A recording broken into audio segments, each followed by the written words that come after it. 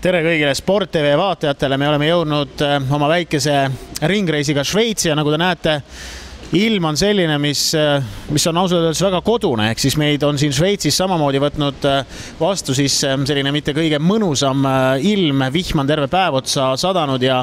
siin mägede vahel on väga-väga udune olnud ja tegelikult me oleme jõudnud nüüd kohta, kus Tartu Ülikool Rock peab teisipäeval siis esimese Euro Challenge mängu ja nagu näete, koht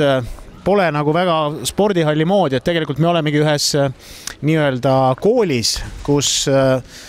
on siis ka selline väikene koolivõimla. Meil õnnestus seda siin mõned tunnid ka näha. Hetkel alustas küll Lugano meeskond seal treeningut ja me hetkel seda saali siis ei saa näidata, aga tegemist on tõepoolest väga väikse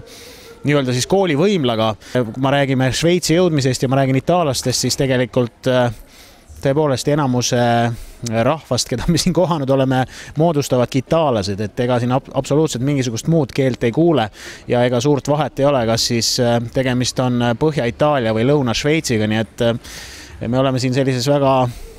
itaallaslikus keskkonnas ja nagu öeldud, et asjaajamine on väga segane, et me loodame siis Eesti aja järgi täna kell 9 otse-eetrisse minna, kui Tartu Ülikool Rock alustab siin enda õhtust treeningut ja sealt siis juba otse anda teile informatsiooni, mis toimub, kuidas mehed valmis on ja kindlasti siis ka mõned kaadrid ja fragmendid Rocki treeningust. Me loodame siis varsti minna siit eetrisse ja muideks Spordibaas, ainuke spordipubi Tartus, on pannud välja kõigile, kes Sport TV-ga liituvad 500 kroonise kinkekaarti. Sellega saab siis minna Spordibaasi oma sõprade-tuttavatega ja seal mõnusalt aega veeta, nii et liituge aga